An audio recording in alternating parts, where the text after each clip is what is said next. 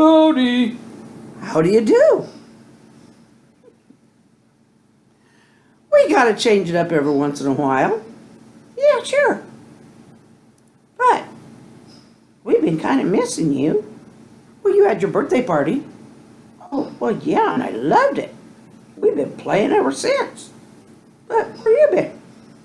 Well, Friday we went down and I did take some video and we went and saw my parents. Oh, that's cool. Oh, that is cool.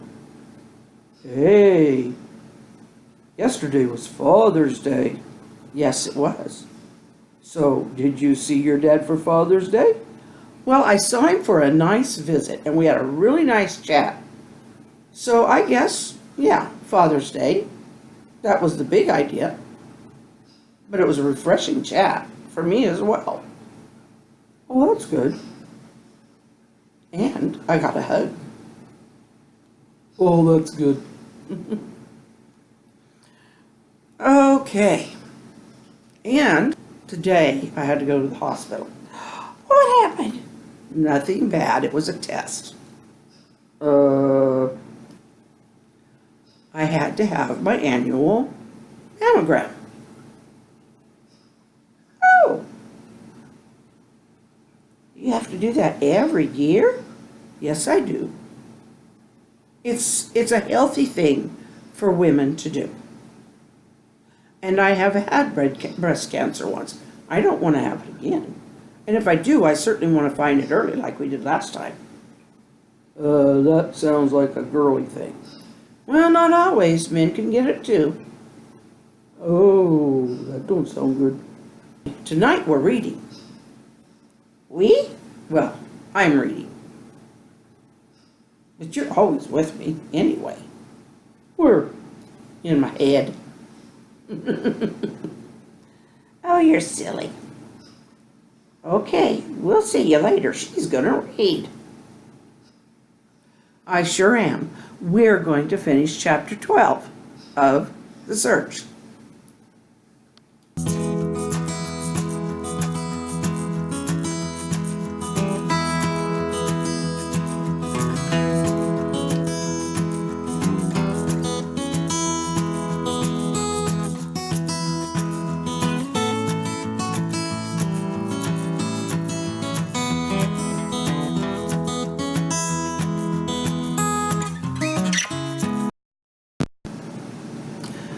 Hi, now what we're going to do tonight is finish up chapter 12 from The Search. Got it right here. And then I'm going to read a poem that we were sent, and the puppets will be here. So we're going to start off about where we left off when Diggory is just kind of waffling. He's not sure what he wants to believe. Sheridan, don't fall for all this crap. Diggory sounded concerned. Diggory, I'm not the one falling right now. As they descended below the jut of a rocky overhang, the sun's light dimmed. Sheridan heard a noise in the leaf litter and debris on the path. She looked and saw a kind of snake she'd never seen before, slithering up behind Shepherd. Watch out, she warned, but it was too late. It had bitten his heel. They couldn't see Shepherd's face, but he didn't miss a step. He placed his heel down, and the snake's head squeezed into the dirt on the path. Are you okay? They asked in unison.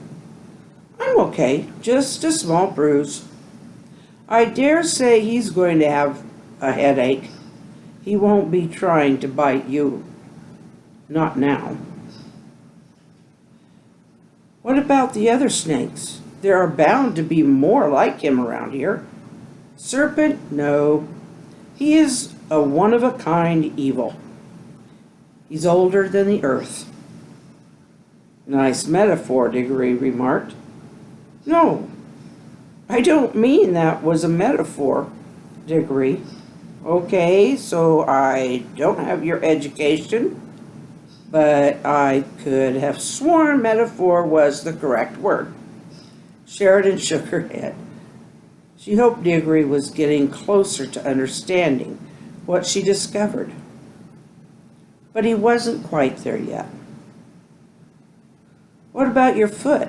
This time Diggory seemed concerned for their guide's safety. I'll take care of it. Physician, heal thyself? Sheridan thought Diggory sounded mocking as before. Did your grandmother take you to church very often? Shepherd asked Diggory. Why do I think you already know the answer? Diggory looked at Sheridan with tears in his eyes. Diggory, I didn't tell him anything. Sheridan answered his unasked question. No, Diggory wiped his face roughly with his sleeve. Then how does he know about my grandmother, church, and everything else? Diggory, we've been together the whole time, except when we slept.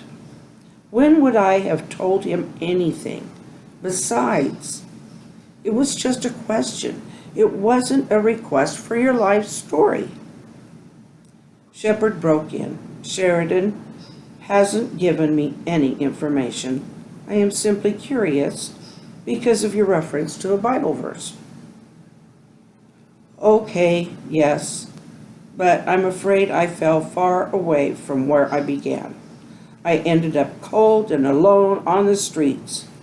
Then a friend gave me the keys to a car and asked me to drive it to his mother's across the state.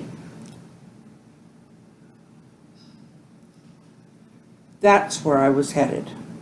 The young man got very quiet. He looked to Sheridan as if he had no way to complete his story. The three stood on the barely worn path in tense silence as Diggory sank slowly to a sitting position on the ground. He cried as if every bit of the pain he'd faced in life was boiling over. Sheridan saw a man in front of her releasing years of pain from his spirit. Then Diggory started to talk. He talked about the death of his parents. He'd felt abandoned after they died. He spoke of how his grandmother took him in and taught him.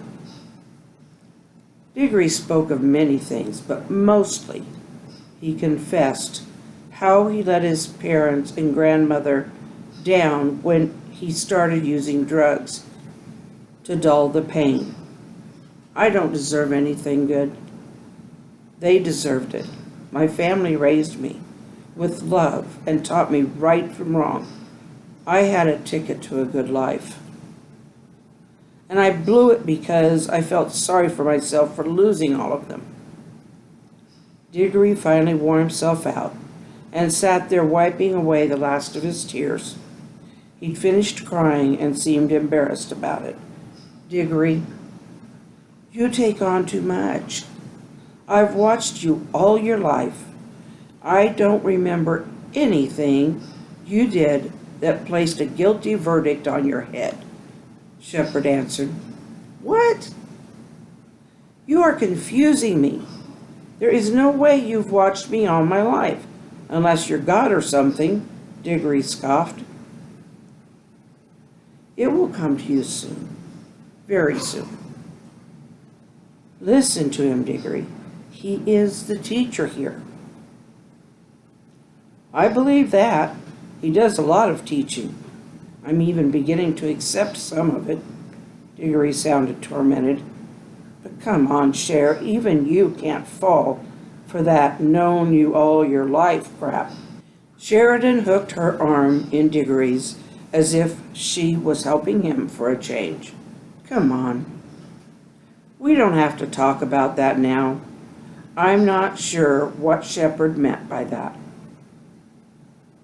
But I think it's time you got up off the ground and stood tall.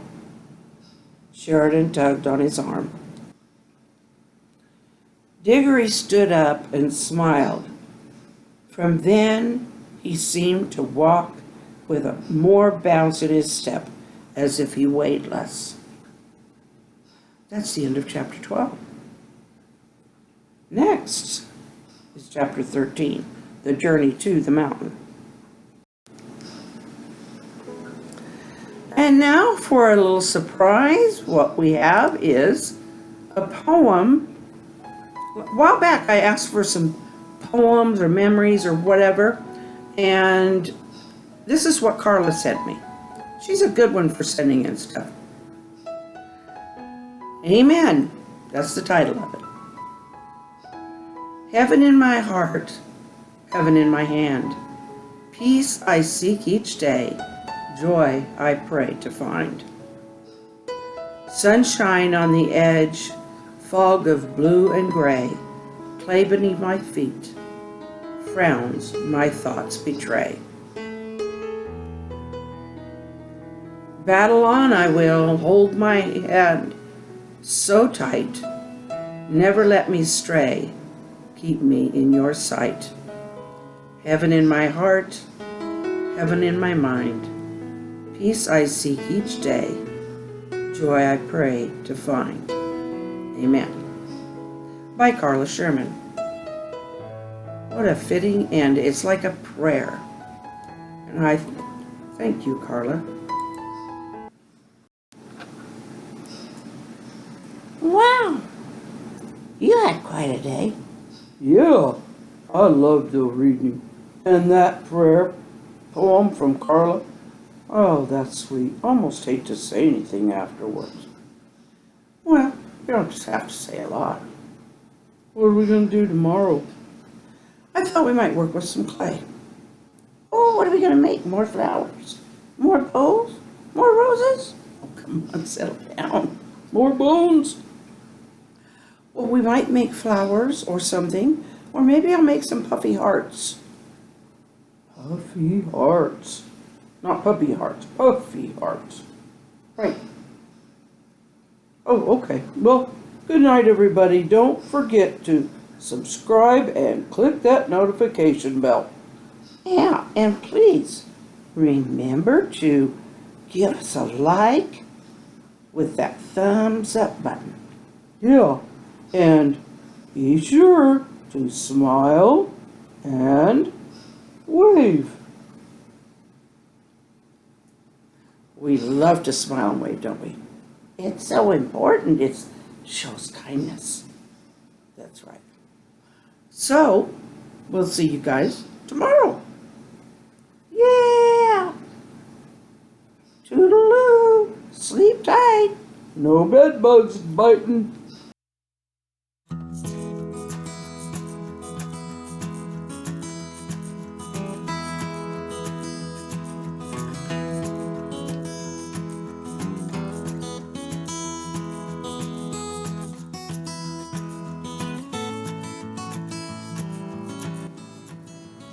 They couldn't see Shepherd's face, but he didn't miss a step. He placed his heel down on the snake's head and squeezed it. Oh, jeez.